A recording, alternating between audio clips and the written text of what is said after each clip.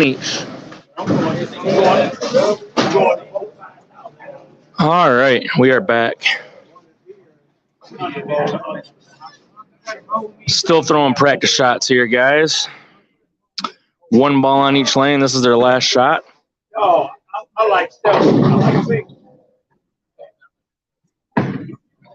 We got the number 7, Frank Snodgrass, versus the 11, Ian Kane. Snodgrass just beat Shane Ruzinek, 246 to 245, and Ian Kane just beat Darren Green, 237 to 186. So we got some big scores from each of these guys last round, and should be a good match. We do have the other semifinal going, which will be Justin Knowles, the 1 seed, versus Darren Crane, the 5 seed. So you can watch either match or both. They're both on our YouTube channel if you refresh that. I see if someone's in here, can you guys let me know if you hear me? Someone said there was no sound the last round, but I think that's when I was away from the phone. I'm hoping that's all that was. I hope you guys can hear me. I tested the mic earlier and it said it was working, so. All right, strike for Ian. This should be a strike-a-thon here. 40 feet. I don't remember the volume, but I think it's like a 3-to-1 pattern. I haven't looked at the pattern in quite a while. This was our pattern from the Pines Cadillac Open. We used it the first both years that we run that event with Michael up in the Pines and Cadillac. If my memory serves right, it was 3-to-1 or 3.2-to-1, somewhere in that range. Wasn't super hard, but it was pretty close to sport. Anything over 3, I still call challenge. 3-to-1 and less, I call sport. So I would call this a challenge pattern, unless I'm wrong on the ratio. But it's really close to being sport, unless I'm wrong and it's 2.9-to-1, which is possible. I haven't looked in a while. Splitting hairs. So both bowlers start out with a strike.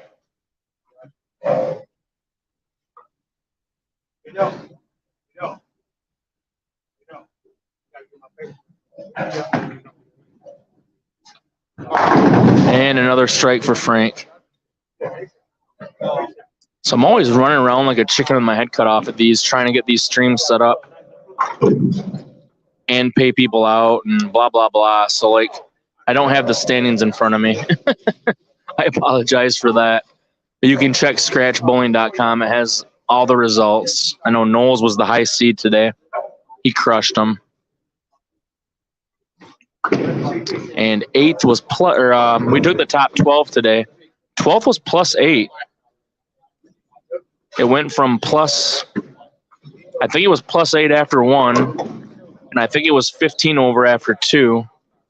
And we didn't do it after 3 because there was a pair that was way behind. But it ended up being +8, so the pace went down considerably. So big mistake there. But he was going for it, trying to throw a backup ball at it, but getting 0. Probably not a horrible idea against a guy like Frank, because Frank's striking, so you need going for the spare is probably the right thing to do there. We'll find out in the end. Hindsight's always 20/20. Whoa, there's Adrian. Hey, yeah, want to commentate with me? Yeah, let's do it. Got Adrian Bradley. What do we call you? I was gonna call you there you go. The photographer connoisseur. If you haven't seen his stuff, check out Adrian Bradley on Facebook. Unbelievable pictures that he gets from. Yeah, decided to come back and bowl, see what I could do, and I ended up making a cut. Yeah, you did. Oh, you were the number, right? +8. I was the number. Nice. All right. I know. Frankie. Yeah, I know you were sweating it out, but. Yeah. Woo.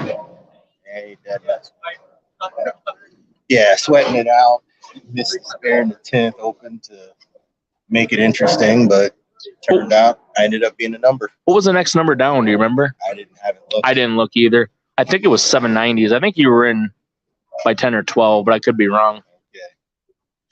Well, that's good. Well, thank you, Tom.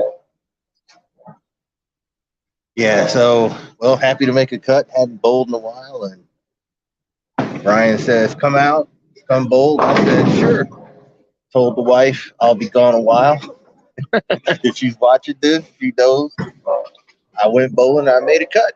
There you go. It's a pattern started out predictable and got very unpredictable, depending on the pair you were on. Either there was no push or there was a lot of push. It just depended on how guys played. There's a lot of urethane out there today. That's just like so weird, right yeah. here. Look, he's hooking urethane. Yeah, he That's is. just the way this pattern developed. Yeah. Whereas he's probably got the rev rate to do it. Yeah, and I think, I can't remember if it was Frank or somebody was telling me how their house shot is a puddle of oil. So Yeah. the first time you put a pattern out after the house shot, there's more memory of the house shot than there. Like if you put a sport shot out over and over and over and over, the house memory disappears more and more and more. So we had a little bit more. Well, any sweeper that we run, we're gonna have more house memory for our sweeper. Yeah. But this place has so much oil on their house shot, so it probably did exactly what you're saying. Some had holds, some didn't. Yeah, some guys here that like to play in, you couldn't just swing it because you didn't have as many boards outside as you thought. A lot of guys moved back right as we were going through the block. Third game, guys moved back right and tried to just fire it up the lane a little harder. Like when you say right, you're saying like 8, 9, 10? Yeah, or even 6, 7, 5. Oh, really? 6, okay. I had a lot of guys say, like, when they said outside, they probably meant like 1, 2, 3 was horrible. They told me that the ditch was not good at all. I found the ditch to be okay. Really? I threw it at the ditch. Okay. Off of 10 at the arrows toward the ditch. There was friction. It would stop. It would stop going. Okay. And it would cut open. Yeah. Well, that's different because you're not. It wouldn't get to the ditch because it's stopping before it gets there. Which is that's ball motion. That's what ball motion is supposed to do. UC3. So, there you go. You know, big core, big ASIM core, big cover, sort of urethane cover. Yeah. You see where Frank is playing now. That's his wheelhouse. Yeah. Big slow ball. Do you know what that is off the top of your head? I don't. I don't either. I'm so behind on balls right now. You guys came here for ball knowledge. You're listening to the wrong stream. Yeah, I've been out of bowling myself for a while. I know more about lenses than bowling balls. Yeah, I need to learn more about that. People keep telling me, like, for a video camera, they're talking about the lens this, lens that. Yeah. It's all over my head, man. Good spare about Frankie. But I guess that makes a big difference, right? It does. I mean, the image quality just gets better if you've got good glass on your lens, which is why the smartphones have been getting better. Yeah. I talked to a couple live stream guys, and they said phones are actually really, really good. Like, they're better than, like, the cheap little webcams, actually. Yeah, they are. Like you said, the quality has just gotten so much better. So I actually feel like I do get a better stream out of this phone than I do my laptop. The laptop's nice because I can do more, but because I got that OBS Studio. You ever messed around with that? I messed with it. Yep. Super nice. The pandemic taught us a number of things. Yeah. OBS Studio was one of them. Oh, it's awesome. So many people learned how to use that. Yeah, I'm behind on that. I'm just now learning it, but it's. I can tell once I get it really figured out, there's gonna be a lot of things we can do with it. Good double right here. What did he go 8-1 earlier? No, he went 6-0. So he's got 262, right? Yeah. He punches for 62, and Snodgrass can punch for 79. So we got a heck of a match here. Wait, is it Snodgrass that can punch for? Oh yeah. Yep. That's his first spare.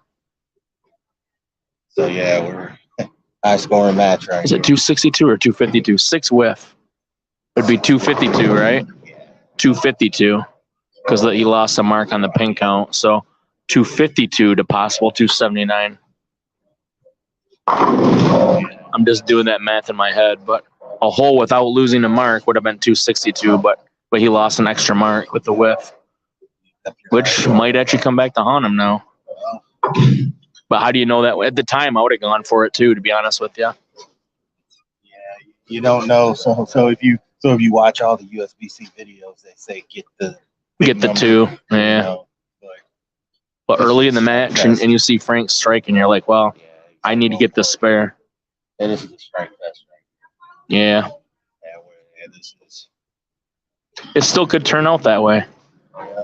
I mean, if Frank punches out for 279, then yeah.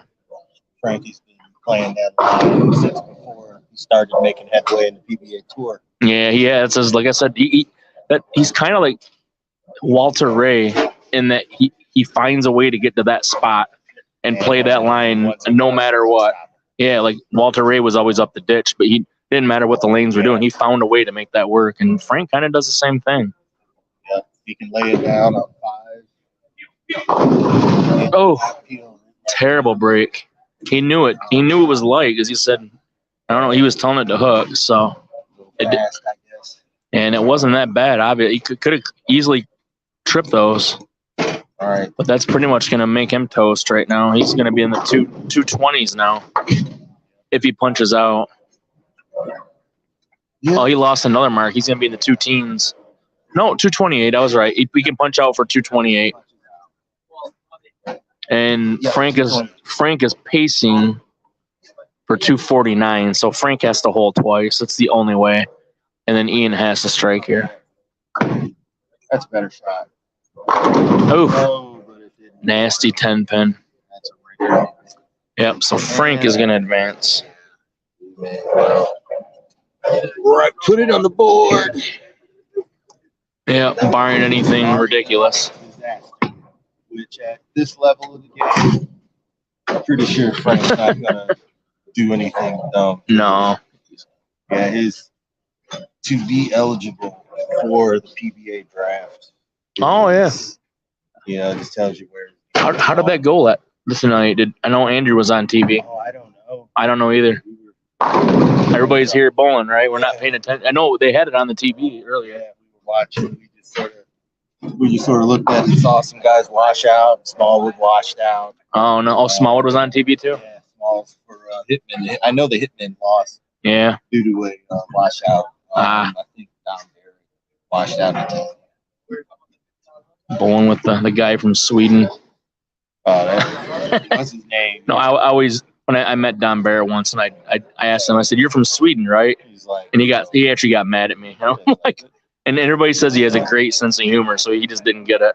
Yeah. Maybe he was having a bad day. I don't know. It was funny. I've seen Barrett during way back when the Detroit Cup. Yeah, I've seen Barrett hide a flip off of the pins. Really? Another split. Nice. Barrett did not have a good time at that Detroit Cup. That was probably that weekend when I did that. You ran brackets, I think. Yep. Yeah. Yeah, it was a pretty good. Yeah, if you wanted to see the pros in Michigan, that came. Those were good ones.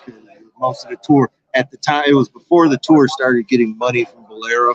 Oh yeah. The tour came out to bowl that event. Yeah. I can't think of the name or the proprietors. It was the Detroit Cup. Yeah. And the Proprietors Cup was the. Is that what you're saying? Yeah, it was the same guy that runs. I thought. Oh yeah, Billy Izzo. Billy Izzo, man. That he runs some pretty good tournaments out there. Yep, for a minute. Yeah, the pros will come because he'll put $20,000 up, and the pros will come and get his money. Right. Jesper Svensson beat the Canadian bowler. Oh, the two-hander. Oh, was it Dan? Okay. Yeah, he beat Dan in that tournament. Who am I thinking of? The two. I always forget his name, and he's bowled our tournaments. Two-handed righty from Canada. What's his name? He did really good in the cup tournaments. Glasses, kind of short. He's bowled a handful of our events, but I always forget his name, and I hope he's not watching because he'll kill me. But yeah, is it a two-handed right? Yeah, you might not. You might. Two-handed lefty is Adrian Rice, but no, this is a Canadian. Yeah, I can't. I know. I'm so stupid. I can't think of his name. Yeah, don't listen to this live stream if you want accuracy. No. No, they're used to that. Tom tells us what happened. Norm's Duke team won and will face Portland on Sunday. So Sunday's the finals? It'll be the Portland Lumberjacks versus the Dallas Strikers. Nice. Two teams that have won already. All right, we're going to wrap this up. So Frank Snodgrass, 257 to 2. Here, let's bring Frank 213. Hey, Frank. Come on into the live stream. So what did you see out there, Frank? We saw you were. I watched my bowl strike a lot and win both matches. There you go. And he's not the best color guy in bowling for nothing. All right. So, he's got a bowl I would expect him to be bowling. I'm going to run down there and see what's going All right. on. All right, guys, I'm going to wrap this one up and start a new stream for the finals. So it'll either be me or Brielle. I'm not sure who's doing them yet, but we'll have a new stream shortly. The other match is going right now, too, by the way. Oh, no, I was going to get him. Hey, I got to get this going. I got to get set up down there. So I'm going to wrap this up, guys, and we'll, like I said, refresh our YouTube channel in a few minutes, and we'll have the finals for you. Thanks for watching.